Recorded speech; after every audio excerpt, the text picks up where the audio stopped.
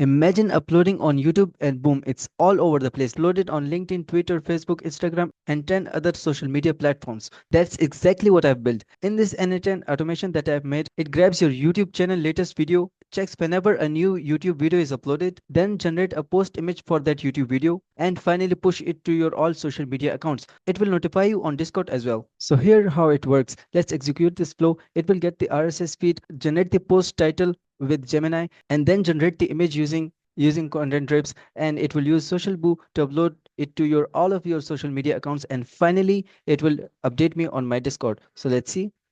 Here's my Discord, and did you see the post is successfully uploaded to all of your platforms.